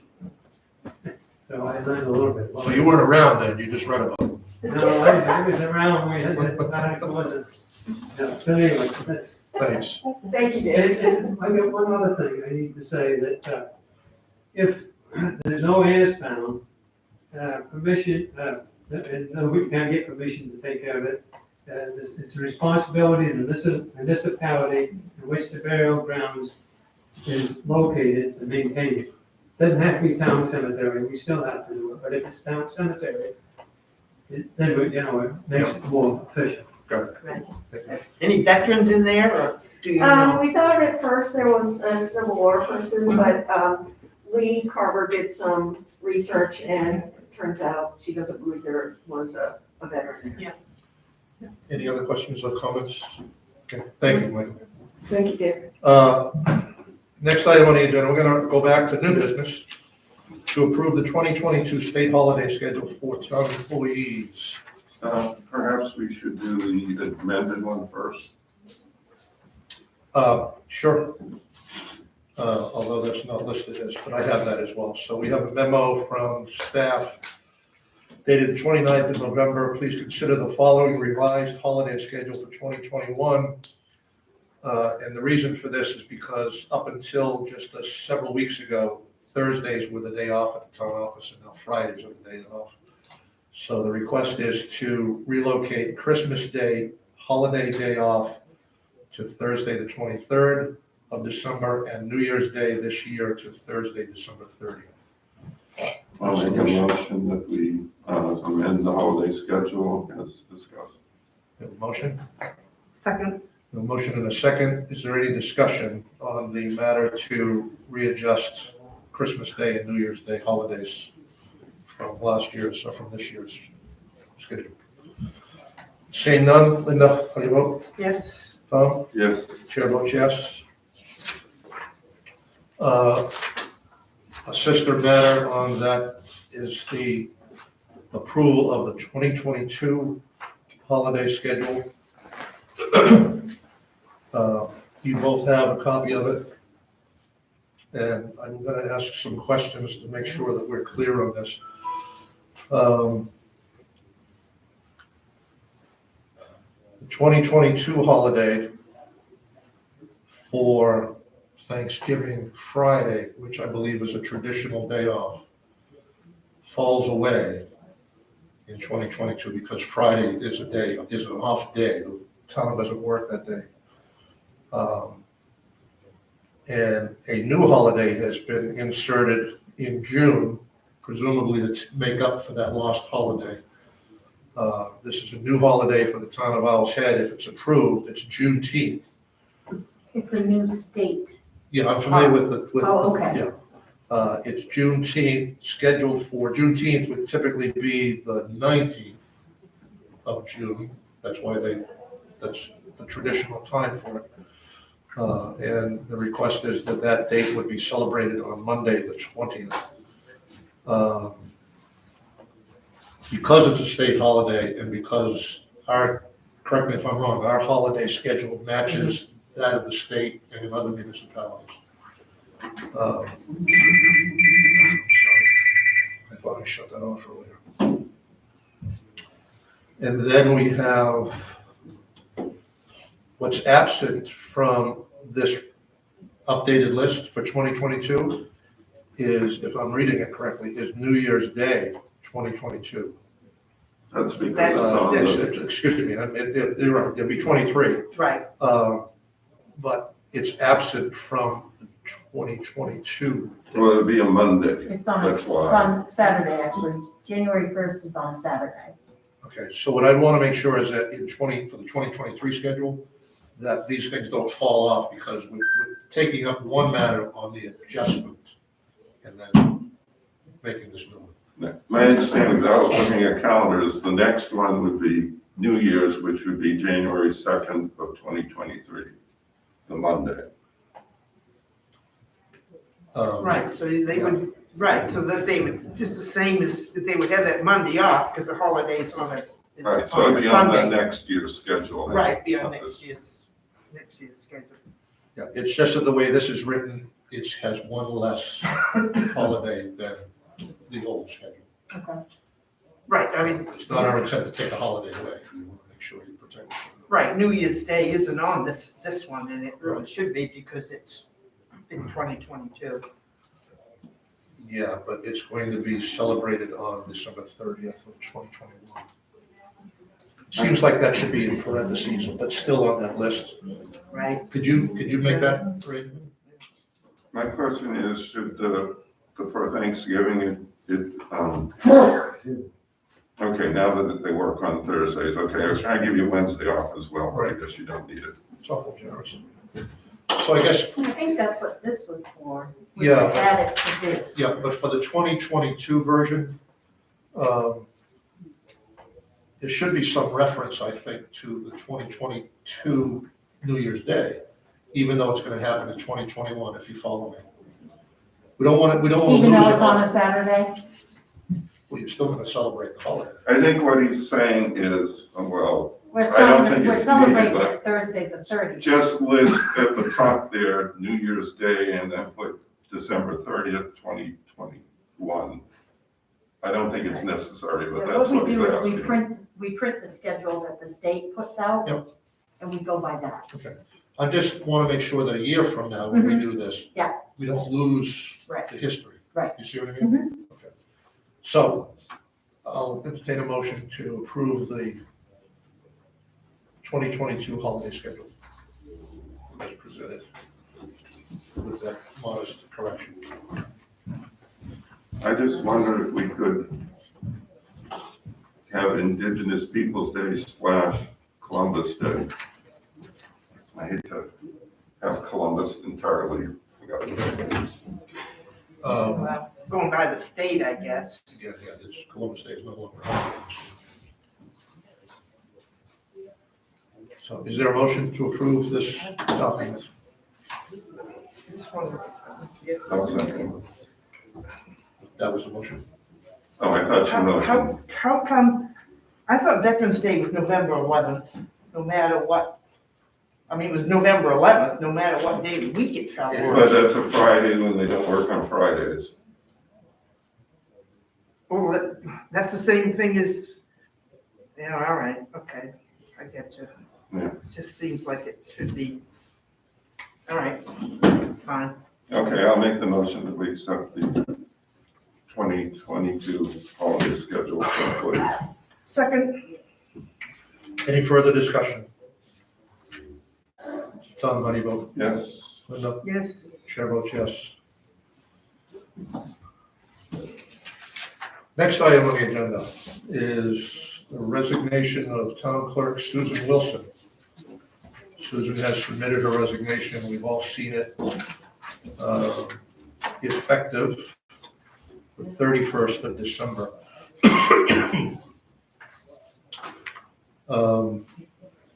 It's the pleasure of the board. I'll make a motion that we accept with regret, certainly, the resignation of our town clerk, tax collector Susan Wilson as of December 31st, 2021. I'll second. Any discussion? I think our annual report should be dedicated to her name.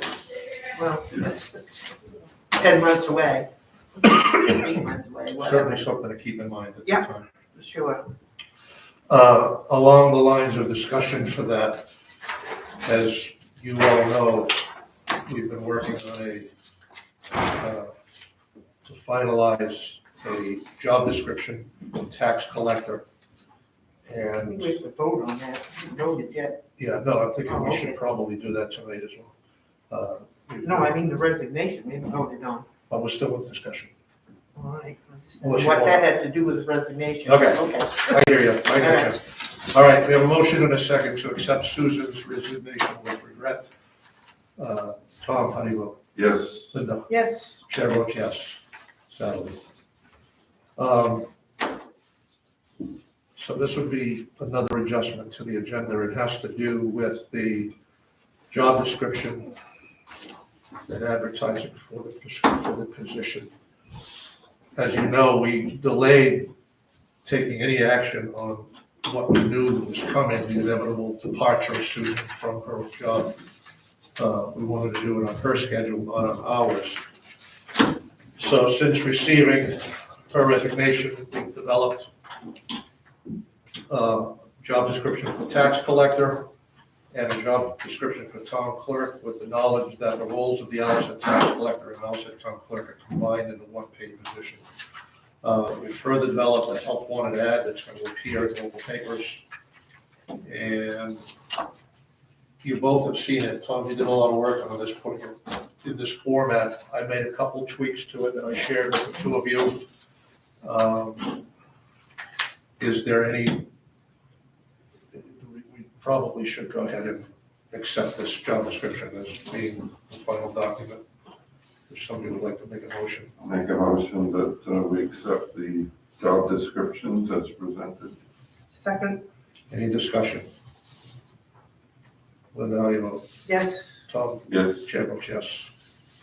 All right, I'll work with Pam to make sure that this information gets uploaded to the website, and the print ad has already been submitted to the Courier Gazette, which will also, it'll run in the Courier Gazette, it will run in the Camden Herald, and it will run in the Republican Journal in Belfast, and it will also be posted on the Village City website starting this week, later this week when it hits the print documents.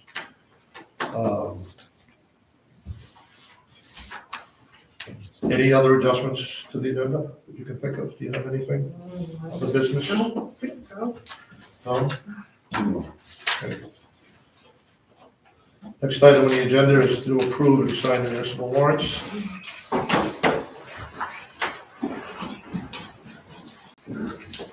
Mr. Chairman, Yes, sir. anything on, on the other business? Yes. I talked to the Habermas and would like to probably pull our floats down at the waterfront for maintenance purposes. The question of our obligation to Army Corps of Engineers has not really been answered, but that is something that we can do to maintain those floats. So we will pull them.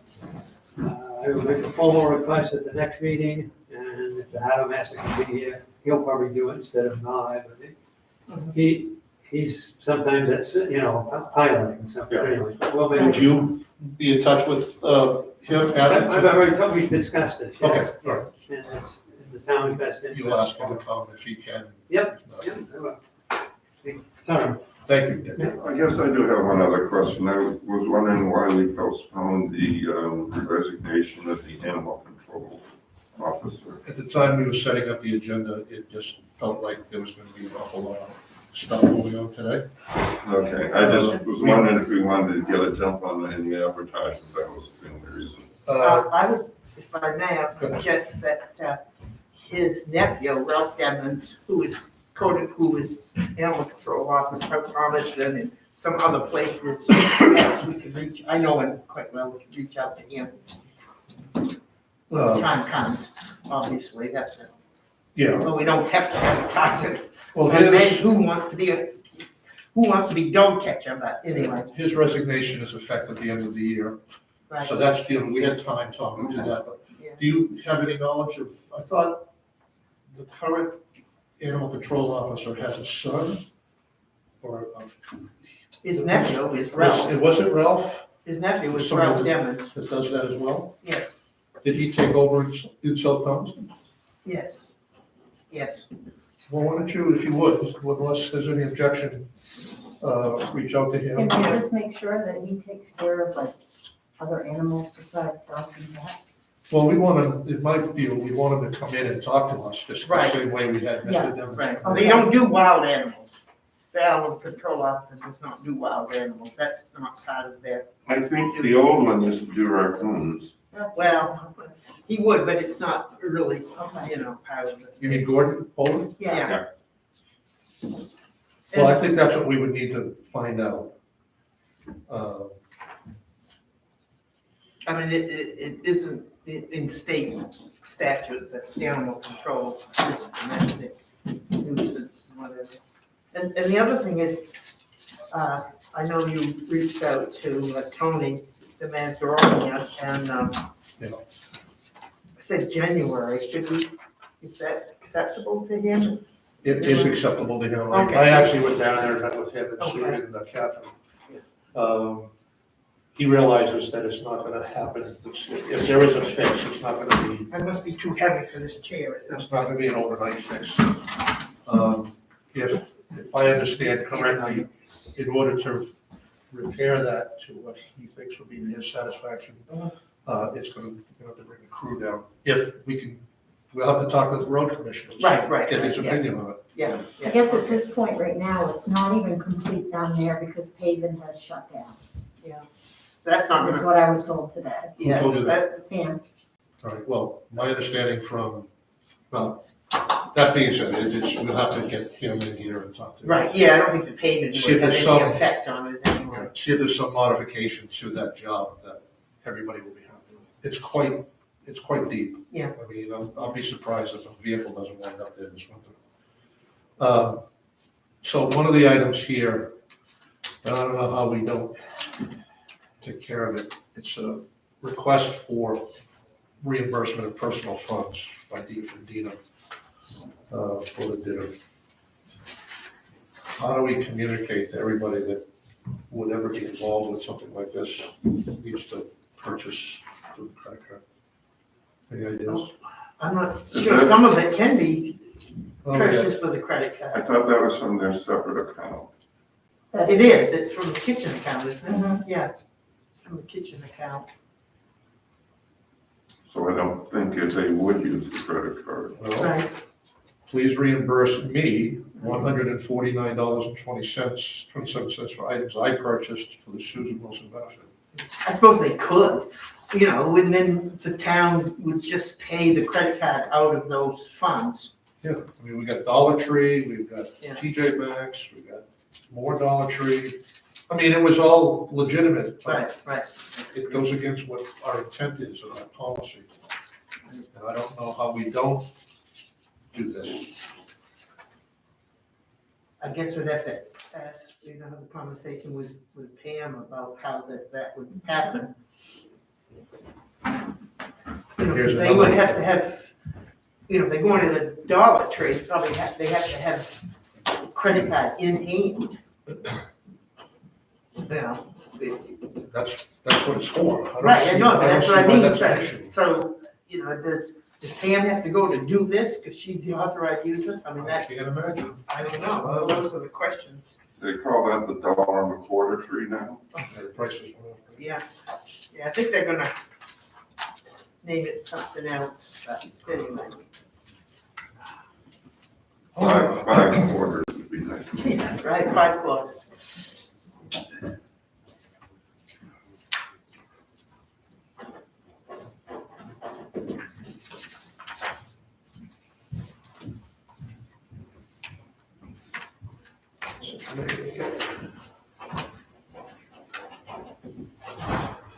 Hi.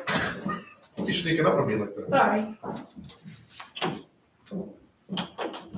What? nothing, Oh. you guys told me to come in. No, About I just said we should ask, Credit we were card. talking about the credit card the Dina's Oh, bill. yeah, but you let her do it on the anniversary, Well, that was, right. yeah. I just said, I don't think there's any way we can not take care of this, the way it's processed.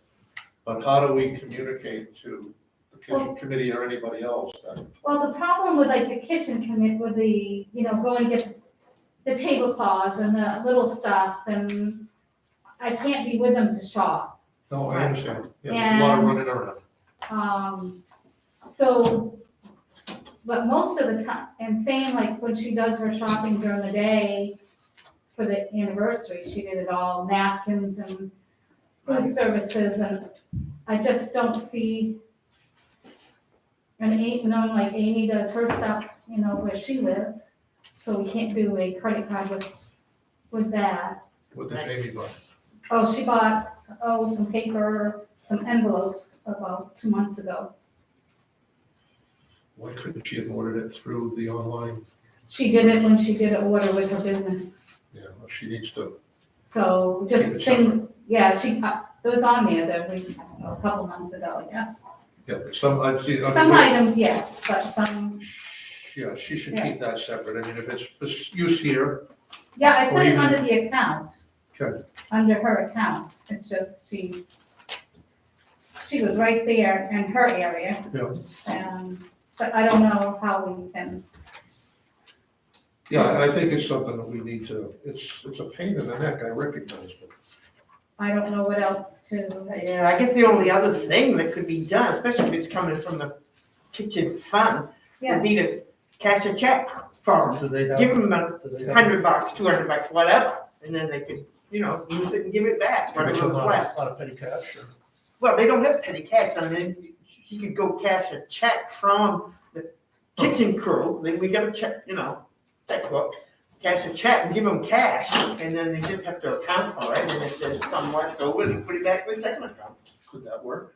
We could do that, I could, but it, yeah, as long as it stays the same category.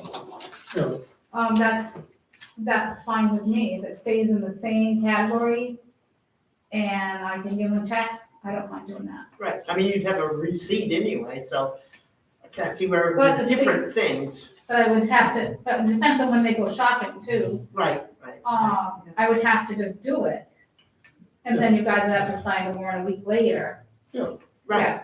So I well, can do they're doing that, it now, we're signing it, yeah, Just after the fact. so after the fact, so, yes. right. But I guess, Pam, the challenge is making sure that we communicate that to all the Yeah, individuals that we might do well, that. I keep telling them about the warrant and they should take and not spend ahead, Yeah. come to see you guys, get permission to do it. Yeah. And with the warrant, and I have, and I've given them, every committee has warrants. Yeah. I print them off and give them to them. The worst thing that could happen is the select board gets rammy and says, no, we're not gonna pay this person. And that's not right or fair. Yeah, But it's not right or fair if they continue to do it the old fashioned. right, So, yeah, And at some point, we need to start discussion on how we're spending the ARPA money, American Rescue Plan money. Right, yeah. we haven't heard anything from the county, have we? no, the county is holding everything. Everything. They So this decided is not to do different, yeah. anything. Yeah, but we got, the money we got that we put in the bank is separate from the Right. county. No, I was just asking what's happened to it, and I didn't realize, No, they're gonna run it through the budget committee, the Yeah. county is. so. So forgive me for being startled when I saw you say. That's okay, I meant to put, It's only 4:45 and by now it should be 5:45. You know what? It Look was how happening an dark hour it is. early. oh, no, but it just happened so fast, so I was trying to write outgoing mail, and I just didn't get it going. It was, we had one of those clusters, and I just wanted to, that's what they had me do, and knock on wood, it's worked. But then it didn't work on Eleanor's, so, Well, I was worried that it was some kind of a spam thing. no, okay, Thank you. I make a motion that we approve the warrants as presented. Second, No motion and a second. Any discussion on any of the items in the warrant? Linda, how do you vote? yes. Tom? Yes. Chair votes yes. Anything further to come before the select board? Seeing none, I'll entertain a motion for adjournment. Motion to adjourn. Second, All those in favor, vote with your feet. I